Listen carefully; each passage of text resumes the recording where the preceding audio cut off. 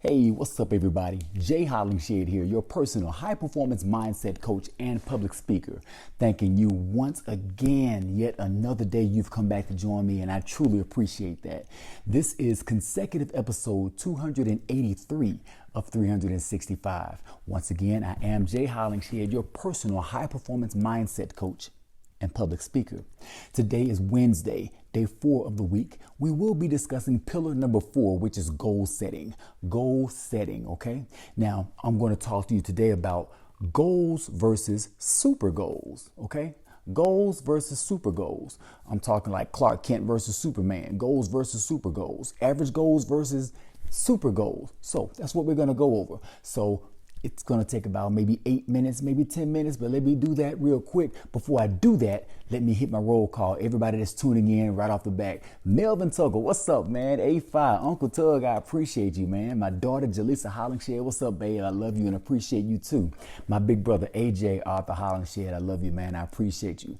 My wife, Lisa, I appreciate you as well, babe. My aunt Gina says, everybody, I appreciate all the love. Everybody scrolling up. Now, if you're watching this on repeat, thank you so much. I appreciate you as well. Roll call been established. Everybody's here at 9 o'clock on the dot Eastern Standard Time. We're talking about front row seat people, my season ticket holders. Thank you. I love you and I appreciate you. Now, let's start class. Here we go. Goals versus super goals. Now, what's the difference? Okay, your goals, or better yet, average goals versus super goals. What's an average goal? Your average goal is what the average person will do to set a goal, or what your average person will do to start a goal reaching process. They will go through 5 steps, okay? The SMART system, SMART. Your goals have to be specific, they have to be measurable, have to be attainable, relevant, and time-based, okay? 5 things for your goals have to be smart, measurable, attainable, relevant, and time-based. That's what the average person will do, okay? And you can reach your goal by using those methods. No problem. I'm not knocking the SMART method at all. But if you kind of want to put a little fire under those SMART goals, or put them on steroids, or make them super, think about it. An average person, to become super, you got to, when a Superman comes down, Superman has powers. He's not average man, he's Superman. Superman has powers. You want to give power to your goal setting process, or your goal reaching process, you have to add certain attributes. Now, adding these attributes will give power to your goals, kind of putting your goals on steroids, okay? Now, adding these elements, I'm gonna run them down real quick. They have to be challenging. They have to be believable, have to be motivating, enjoyable, easy to visualize, and backed up by a support team. That's what you have to do to attain a super goal. Now, why do I say that? Here we go. Let's go into this thing. Average goal. Let's say an average goal to set, let me see. I need to go to the grocery store to pick up 3 items, and I got to do that within 3 hours. No problem. The grocery store is 3 miles away. Cool. Is that attainable? Yes. Is it specific? Yes. Is it measurable? Yes. You know how much you're getting. You know how far you're going. It's attainable, it's relevant, and it's time-based. So you can reach your goal like that. Now, think about this though. That's a goal. That's an average goal. Now let's go ahead and put some steroids on that goal. Let's add some power to it. Let's make it challenging. First of all, that goal is not challenging, okay? It's not believable. It's not enough to motivate you. You may enjoy it, I don't know, but it doesn't seem to be enjoyable to me. Now, easy to visualize, you can visualize it, yes, but it's not the type of visualization that will give you a super goal. And is it backed up by a support team? Nah, you don't need a support team for that goal. Now, if your goals don't challenge you, you won't be pushed. You won't be motivated to act, okay? If it's not a challenge for you, it won't attract you. That's kind of like you walking by somebody, this big macho thing that a lot of guys do when they're early age. They're trying to be like, are you a chicken? You a wimp. I ain't no wimp. Come on, I got you. I'll meet your challenge. Nah, ain't nothing like that. No. It's simple. If your goals don't challenge you, you won't be motivated to push yourself and stand up and step up to the challenge of even reaching the goal. Now, your goals have to be believable to be super goals. If you don't believe in your goal, you won't even do it. Think about it. How many times have you done something that you don't believe? Rarely, if ever. And if you have done that, it's because it may have been a job requirement or you may have been forced to do it. So if you won't do anything, you're not motivated to or challenged to do something that you don't believe in. Now, enjoyable.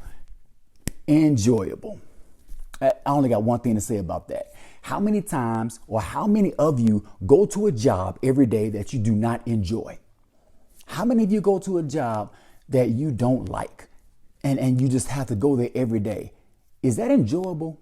The people, the places, the routine, whatever it is about that job that you don't like, you have to do that every single day. Now, is that something you want to do? No. What's super about that? Not a thing. Okay? So the goals have to be enjoyable. Now, visualize. I got to go back to my old example on this one. Visualize. If you can't see where you're going, you won't know where you're going. You never get there if you can't see. You got to visualize, okay? Visualize with that third eye. Visualize, see it. Once you see it, you can achieve it. But if you can't see it, if you can't visualize it, what's the use? It won't be a challenge to you. You can't see it. Oh, last thing, backed up by a support team. Here we go.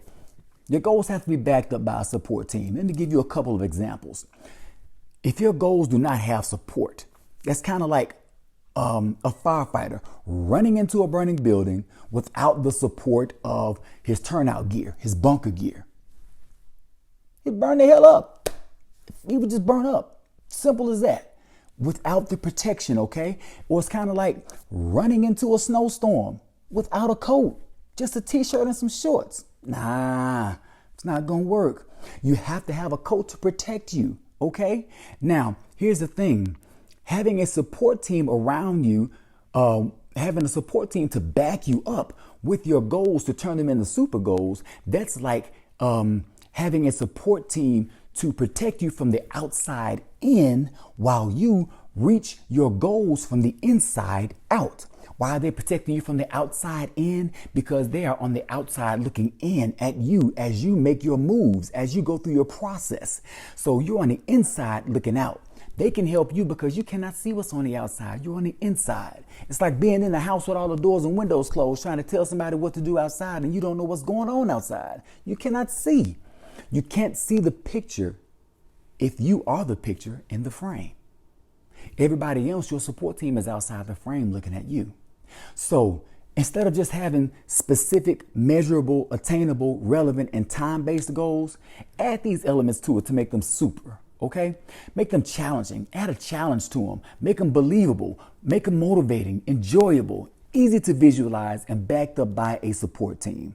So if you didn't get that, I suggest you go ahead and replay this video again, write them down, and look at the goals you have and see if you can try to make your simple goals or average goals, make them super goals.